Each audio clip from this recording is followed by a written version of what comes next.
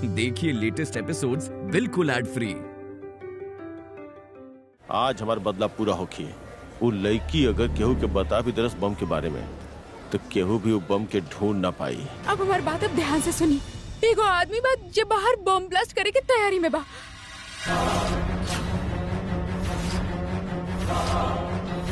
ये आदमी बा जेकरे साथ हमार बैग एक्सचेंज भइल रहे, जेकरे बैग में हम देखले रहनी कि बहुत सारे खिलौना रहे, वो मोटर गाड़ी, ट्रेन, टेडी बियर वगैरह वगैरह।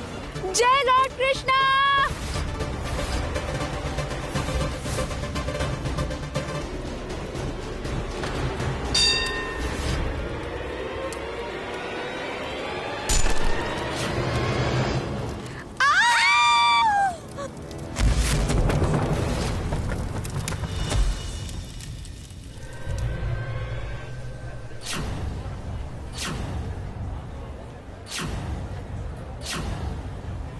बम डिफ्यूज हो गइल बा।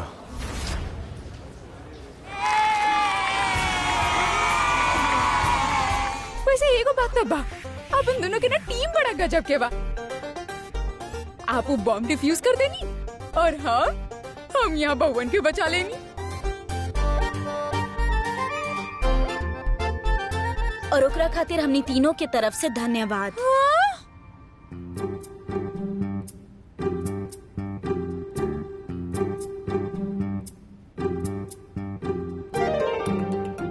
दुर्गा जी, आपके गाली बाना हमके ताली जैसे सुनाई दे रहल बा। हम गाली ना देले बानी गुड्डन, धन्यवाद कहले बानी। Thank you. आज पहला बार असल मायना में तू अपना आप के परिवार के सदस्य मान ले बाड़ू और ओकरा खातिर तोहार तारीफ कइल बनेला। गुड्डन, तू जब जब ए घर के भलाई खातिर कदम उठेबू हमरा के हमेशा अपन साथ पैबू।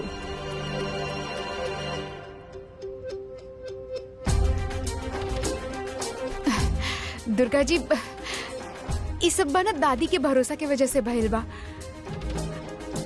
आपकी याद बा दादी का कहले रहनी? दादी कहले रहनी कि अगर हमनी सब लोग इकट्ठा हो जाए ना तो हमनी कुछ भी कर सकेनी। सासू माँ, आप जौन कुछ भी कहनी ओकरा खातिर थैंक यू। हाँ सासू माँ, अगर आप ना होती तो। अरे आप सब लोग ऐसे मत कहिए। हाँ ठीक बा ना, मतलब माननी कि हम जे कुछ भी काम करनी ओकरा में बहुत साहस के जरूरत रहे, लेकिन हम अपना के सामने थोड़े ना अपन बहुवन के गलत होके देख सकत रहनी बाना। और फिर ऐसे बातन बातन में थोड़े, असल मायने में हम आप तीनों के सास बने। हे कान्हा, गुड्डन के ई एहसास दिला दा कि वो एक घर के तीन तीन बहुवन के सास हिया। तू हमार सुन लेला प्रभु। तब बस फिर अब एक बात तो तय रहा कि आज से बना आप तीनों हम के सास कहे में हिचकिचाइए ना, दिल से मानी है। और हम भी दुर्गा जी, हम भी अपन सास होके के सारा जिम्मेदारी अच्छा से निभाए। पक्का इंडिया के यंगेस्ट सास सिर्फ कहलाइब ना, बन के दिखाइब।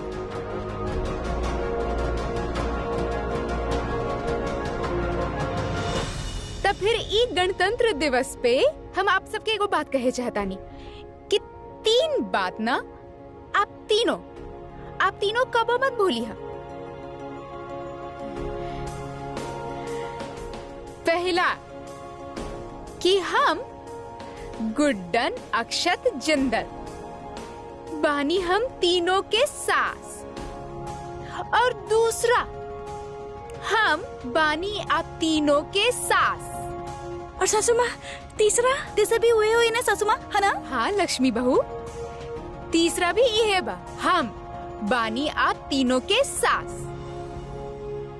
और जब तक हम बानी आपके सास, रखिए विश्वास, कुछ भी गलत ना हो खेदे आप तीनों के साथ।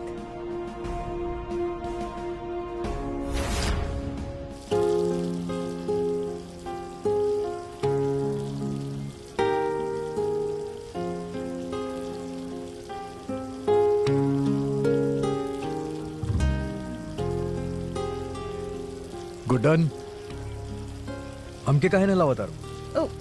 सॉरी।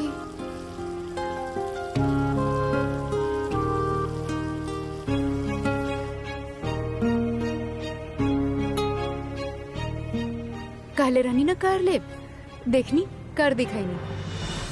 पर एगो बात कही, आज की जे जीत बा ना, ये हमारा अकेले के ना बा।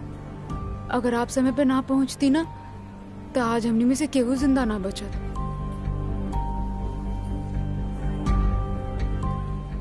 हमार होखत हुए ना, हमार बहुन के छू ना सके नहीं आप। गुड्डन, ऐसे बंदूक के सामने बिना कोनो बचाव के खड़ा हो जाए। बहादुरी ना कहलावल जाला, बेवकूफी कहलावल जाला। कुछ हो जात तो कुछ भी का हो जाता, मरी जाती ना, ओकरा से ज्यादा का ही हो जाता। अपन बहुवन के बचात बचात अगर हम मर भी जाती ना तो अफसोस ना होखत हमके। परिवार खातिर कुछ भी जिंदल साहब। तारा मरे के मतलब पता बा? बच्चा की खेल हो खेला काई।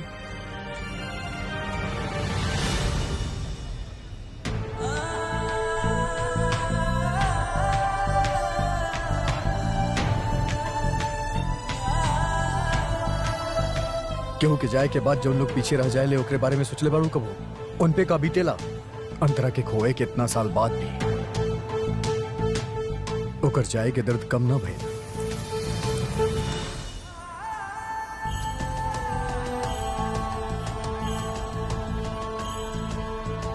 समझ सके नहीं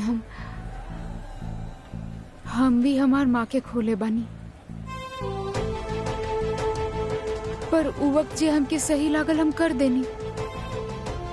और अगर आज बहुवन के कुछ हो जात ना तो हम अपना आप के माफ ना कर पाती।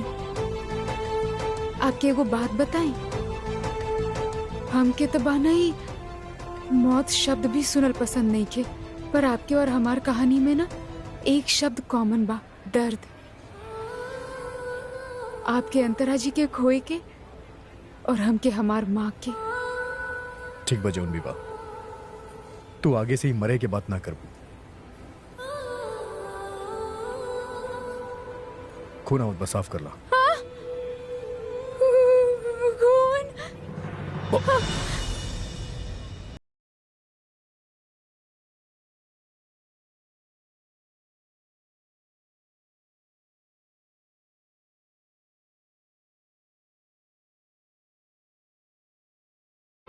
गुडन, नीचे देखा पहले। इतना भी ना बाकी हम बेहोश हो जाती। फालतू में डरा देनी। अभी ना हटी। अजीब लड़की बारी, अभी तक बहु लोग के खातिर गोली भी खाए खातिर तैयार रहनी और अब खून के नाम सुन के बेहोश हो गई। पूरा पागल बाड़ू तू गुड्डन।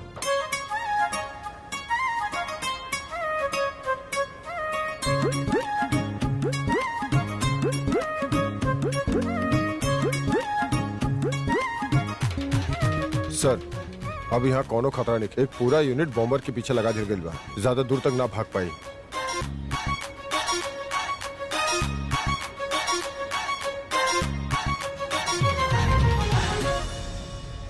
अब यहाँ क्यों के खून देख के बेहोश मत हो जाइए। एक मिनट, आप समझ ले कब आनी गुड्डन के? हाँ, मजाक तो बिल्कुल ना उड़ाई। हमार पता भी बा उन लोगन की जान कैसे बचा ले बानी।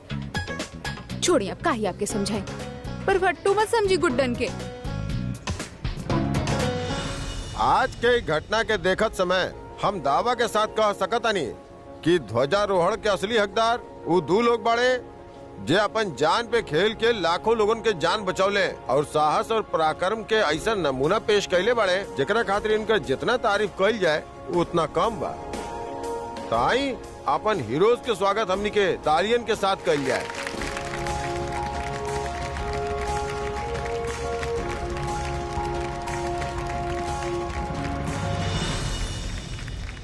अच्छा से मुस्कुरा दी ना थोड़ा। देख रहल बानी अब सब लोग इनके कितना मान हो रहल बा हमनी पे। मतलब इतना तो बनेला, अब भले हमरे वजह से, और सब लोग आपके हीरो तो बुला रहल बाड़े ना। बनो तो थोड़ा मुस्कुरा दी। अब हम मिस्टर अक्षत जिंदल और उनका धर्म पत्नी मिसेस गुड्डन जिंदल के यहाँ निमंत्रित कर चाहतानी। यहाँ आवे और ध्वजारोहण करे और इस कार्यक्रम के मान बढ़ावे।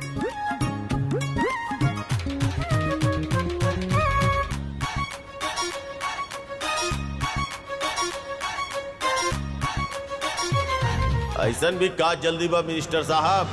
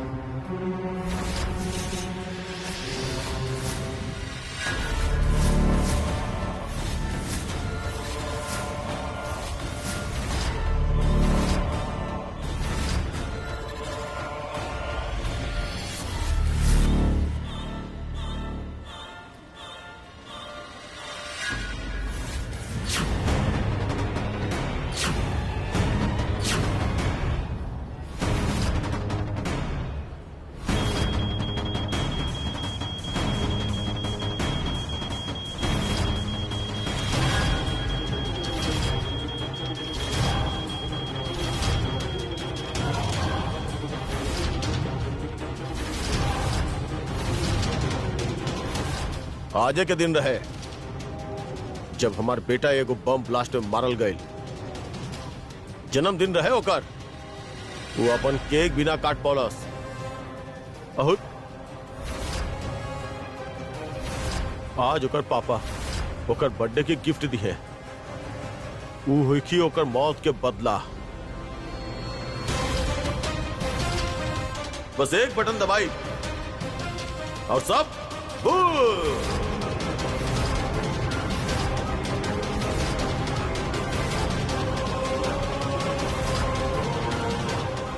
हम और हमार बीबी ओकर बर्थडे प्लान कर लेनी।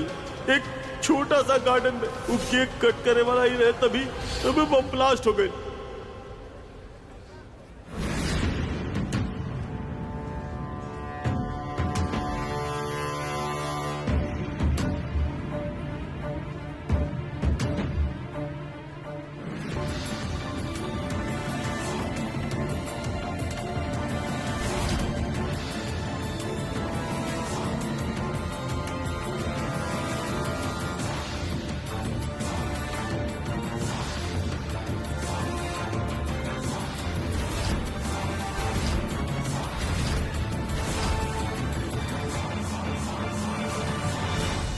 का करता रू तू?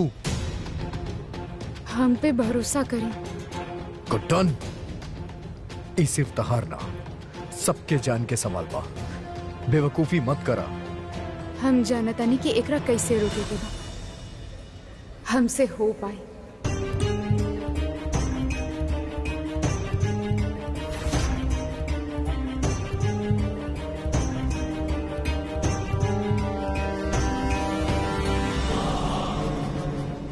तू आगे मत आइया, हम बटन दबा दे।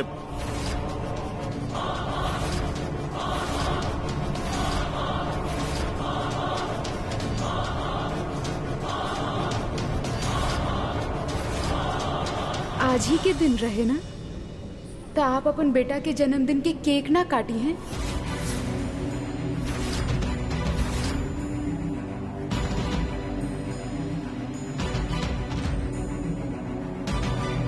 देखा हमन नजदीक पता ही है ना, तो हम बटन दबा दे।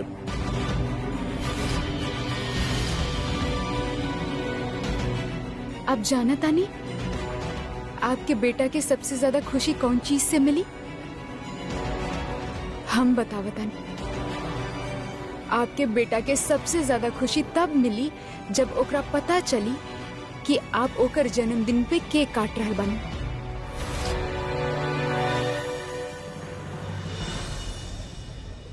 मानी हमार बात, पर्सनल एक्सपीरियंस से कह रहल बानी। आप अपन बेटा खोले बानी ना, हम हमार माँ खोले बानी।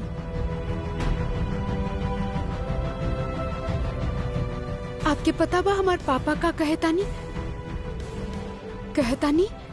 कि जब भी कोनो इंसान ई दुनिया के छोड़ के चल जाला ना, तो वो वहाँ ऊपर जाके एगो तारा बन जाला और फिर वो वहां से हमनी के देखत रहेला। आपके बेटा भी वहां से आपके देख रहा होगी, और जब वो देखी कि ओकर पापा ओकर जन्मदिन पे ओकर बदला के नाम पे यहाँ हजारों लाखों माँ बाप से उनकर बच्चा के छीन लेवे चाहता नहीं, तो वो आपसे नफरत करी। हमार बात मानी, एक केक काटी और बचा ली ही खुद के होकर नफरत से।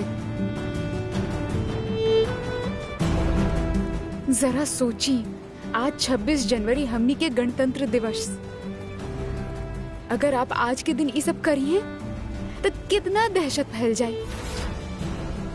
आपके बेटा जैसन मासूम बच्चन अपन घर से बाहर निकले पे भी डरी है।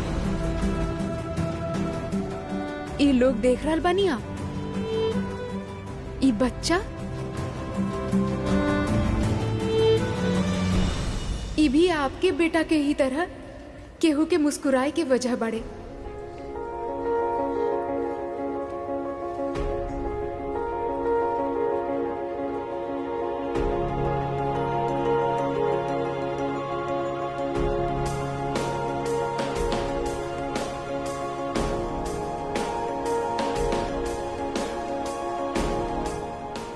का आप उनसे उनकर मुस्कुराए के वजह उनकर खुशी छीन लेवे चाहता नहीं?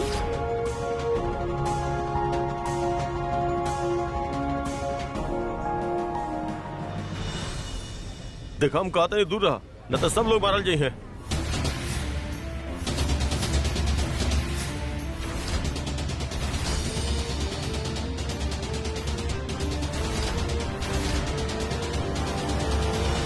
ठीक बा, अगर फिर भी आपके लग रहा बा कि आपके ये बटन दबा देवे के चाहिए तो हम आपके रोकब ना, पर एक बार अपन बेटा के मुस्कान ई बच्चा में देखे की कोशिश तो करी।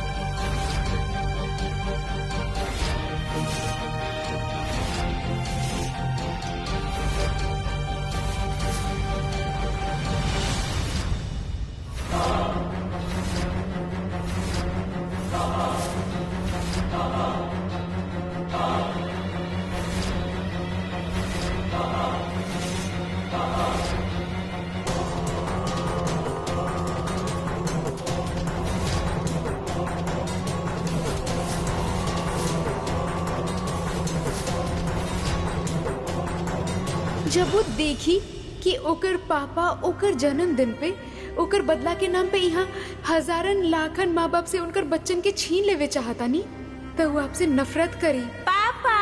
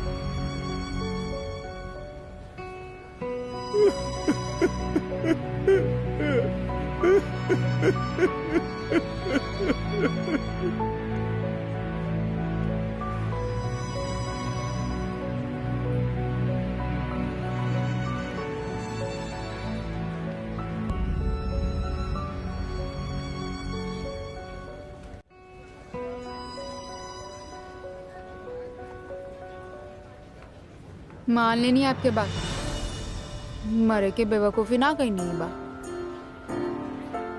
जानत रहनी कि वो अपन बेटा के गम में परेशान बा, जरूर मान जाइए। कहल जाला अंत भला तो सब भला। ऐसे हम आप दोनों के एक बार फिर से तहे दिल से अभिनंदन कहल चाहतानी, धन्यवाद दिहल चाहतानी और इंदौर के जनता के तरफ से आपका एक बार फिर से अभिनंदन। आई अब हम आज के सबसे महत्वपूर्ण और अधूरा कार्य के पूरा करी, ध्वजारोहण करी।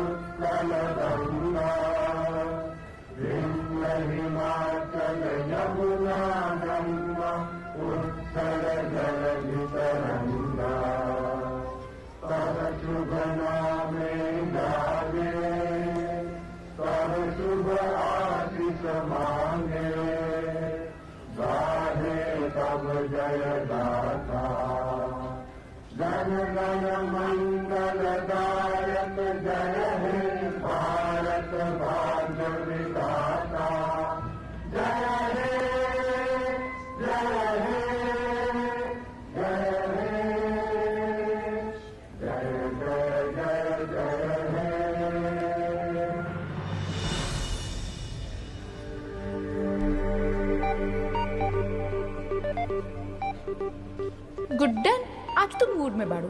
ई रावत साहब के हिसाब किताब भी कर ही दे, कभी भी कहीं भी आके डरावत रह ले।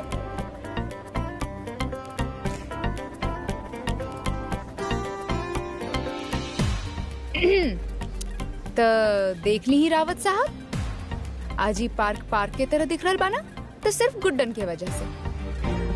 अगर आज गुड्डन ना होती ना तो आज आप भी, तो अब तक कोनो शक ना होगी ना आपके हमारे काबिलियत पे। वैसे तो ये काम आपके रहे रावत जी, पर कोनो बात ना, हम कर देनी। पर ये बात से ना एक बात क्लियर हो गए कि आपसे ये केस संभाल ही ना गए, तो आप एको काम करी ना, आप वो जिंदल साहब वाला केस भी रहे दी ना हो पाए आपसे। और अब आप ही तो देख ही लेनी कि हम आज इतना बहादुरी दिखानी हम, तो हम अपन परिवार के बचाए खातिर का ही कुछ करब, आप सोच सके नी ना। आज अब जोन कार्य कैले बनी ना गुड्डन जी, वाकई काबिल तारीफ बा। आपके जितना प्रशंसा कैल जाए उतना कम बा। और हम एक बात साफ कर देता नहीं गुड्डन जी, हमरा आपके काबिलियत पे हमेशा से पूर्ण भरोसा रहे कि आप अक्सर जिंदल के खिलाफ सबूत इकट्ठा करे में सफल रहा। पर आप इतना पराक्रमी और समझदार होकला के बावजूद भी ये कार्य करे में असफल रहनी, जन बात के हमके बेहद अफसोस बा गुड्डन जी। हम आपके बचाव खातिर 24 घंटा के समय ले रहने, जो कि अब समाप्त हो चुकल बा। और अब हमनी के आपके परिवार के पास जाए में केहू नहीं रोक सका।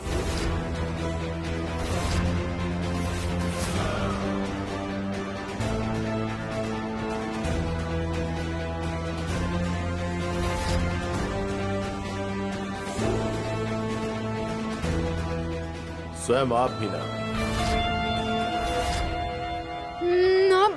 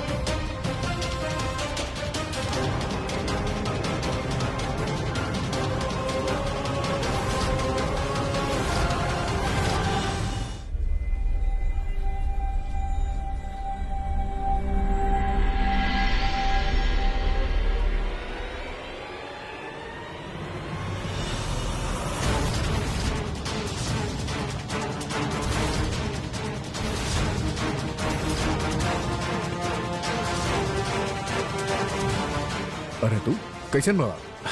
हम ठीक बने।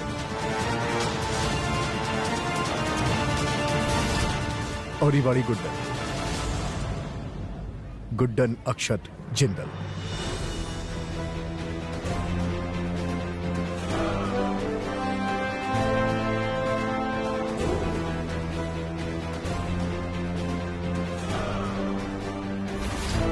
नमस्ते गुड्डन अक्षत जिंदल जी।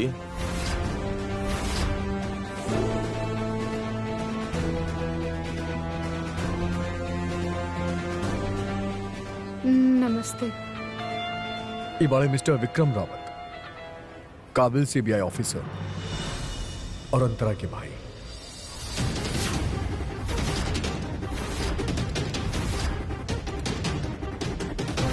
अंतरा जिंदल, उनकर पहली पत्नी के हत्या के आरोप में आप जिसन सोचे नहीं ना, वैसन बिल्कुल भी नहीं किया। वो बहुत खतरनाक बात।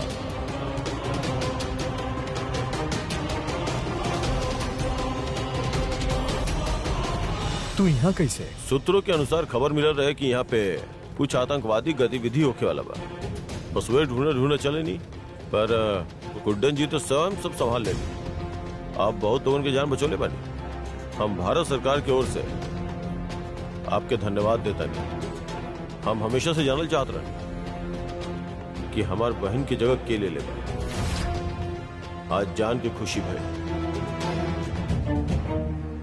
चलिए आज्ञा दी हमरा। तू हमनी के साथे घरे चलता रहा, हमनी बस अभी निकलता रही। माफ करो, हम इंदौर बहुत ही महत्वपूर्ण उद्देश्य से आयल बने, और जैसे ही उद्देश्य पूर्ण हो जाए हम घर अवश्य आए।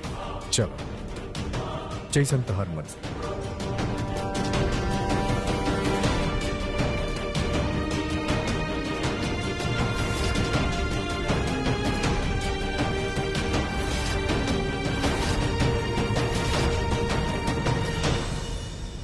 बहुत अच्छा लागल तरह से मिलके। हमरा भी।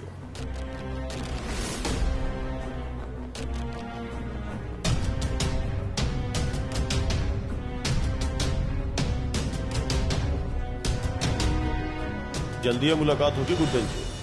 तो हर लक्ष्य होगी कि अक्षत जिंदल के खिलाफ अधिक से अधिक सबूत इकट्ठा करें।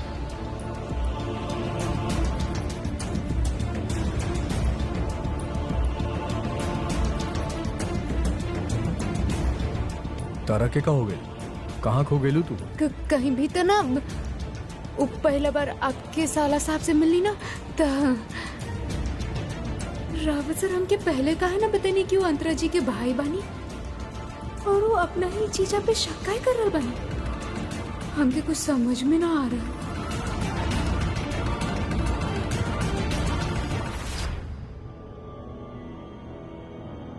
रुका।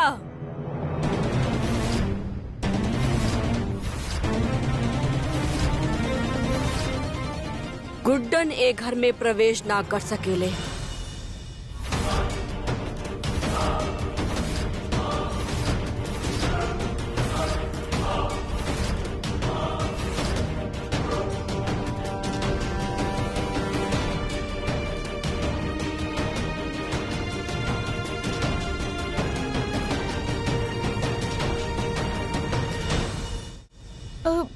पर काहे दादी?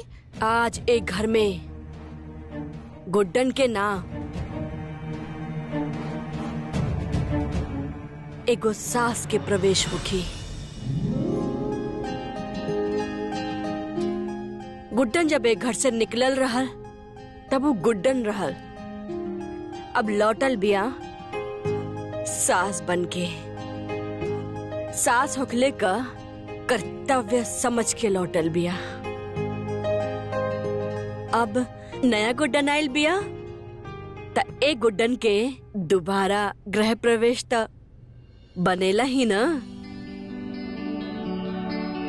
तब बहुओं जा अपने सास के गृह प्रवेश खातिर पूजा के थाली लेकर आवा।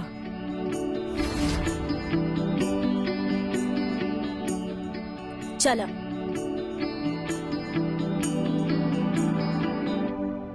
तहारी नया कामयाबी तोहरा के बहुत बहुत मुबारक। Thank you. Excuse me. तोहरा के तो हमेशा ही कहीं न कहीं जाए के हो खेला, लेकिन आज ना, यही जा खड़ा रहा। गुड्डन के साथ तुहरियो गृह प्रवेश हो लल्ला। हाँ? कमाल बा, आपके तो किस्मत बहुत ही सही बा। हमरे साथ रह पे कितना फायदा हो रहा है बाना आपके। वहाँ पे देखनी ना आप, और यहाँ पे भी देखिए, हमरे वजह से आपके घर में दोबारा गृह प्रवेश करे के सौभाग्य मिलल, और वो भी गुड्डन के साथ में। सही बा। ये हमार घर बा। हाँ तो ठीक बा।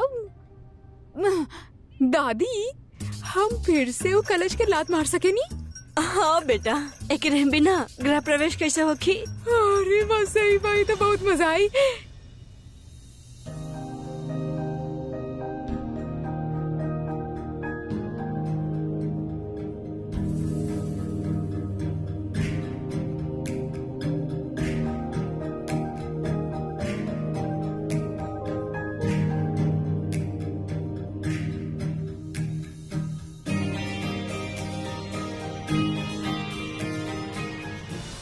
ला आ गेल तोहर कलश। अब तोहरा के एक कलश के हम बता नहीं दादी, हमके ही कलश के लात मार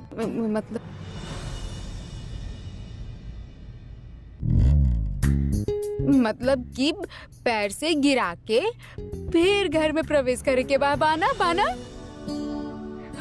हमके पता बा दादी। दादी आपके को बात बताई, उस शादी में जितना भी रस्म रहे ना दादी, जितना भी रहे, ओकरा में ई वाला हमार सबसे ज्यादा फेवरेट रहे।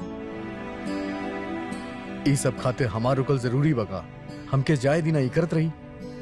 गृह प्रवेश हो गईला के बाद चल जाई हा। शुरू करा था नहीं दादी।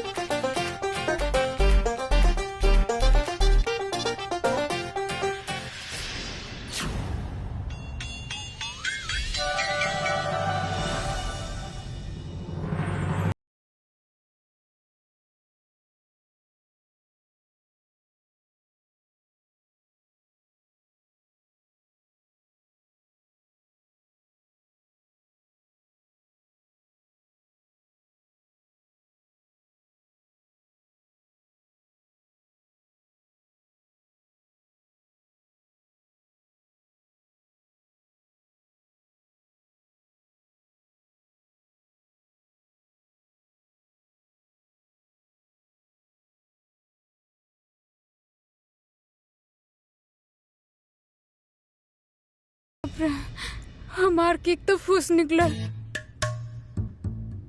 ला हो गई गृह प्रवेश। माई लोटा देखा था, कुछ ऐसे न हालत होके वाला भाई घर के। ई नया सास के हाथ में, मतलब सब चीज अपना जगह पे तो रही, मगर घूमत रही। हमरा के गुड्डन पर भरोसा बा। हाँ। जे तरह से वो अपने तरीका से एक घर के खुशियों से भर दिहले बिया ना, ठीक वैसे ही एक घर के भी संभाल ली। और लल्ला, हम तू दोनों खातिर कुछ ले आइल बानी।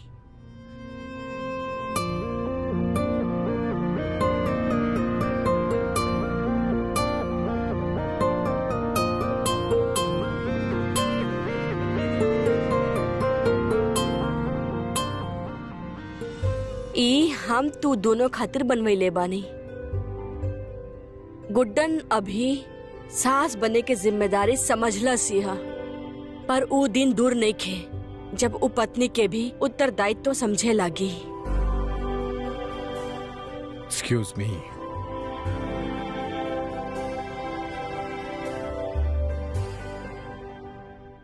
आवा बेटा, अब ए परात में पैर रखा और अपने शुभ चरण से निशान छोड़त अंदर आजा। जी दादी।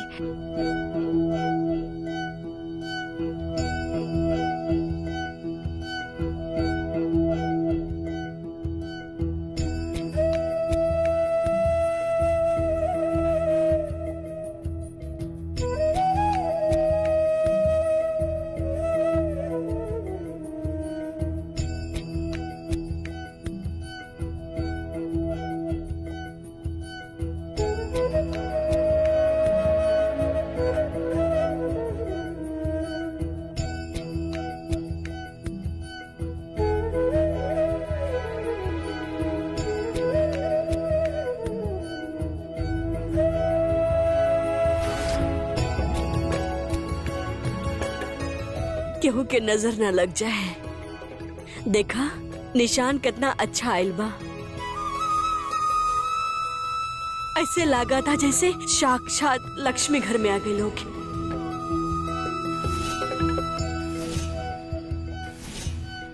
बेटा अब तक तू सब कुछ बड़ा जिम्मेदारी से निभैले बाड़ू, पर आगे और जिम्मेदार होके के पड़ी। आगे के रास्ता और भी कठिन होगी बेटा, पर तोहरा के आपन रास्ता खुद बनावे के होगी। घबराइया मत, तुहार सास तुम्हारे साथ बिया। चला आवा बेटा, अब मंदिर में दिया जला के भगवान के आशीर्वाद ला।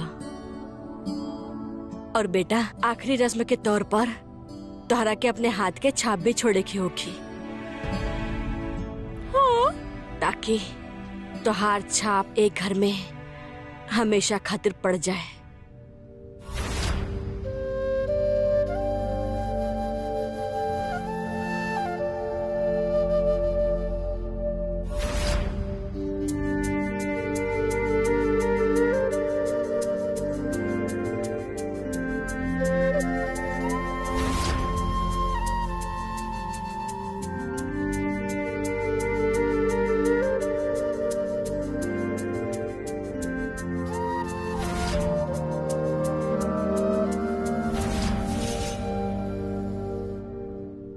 एक मिनट दादी।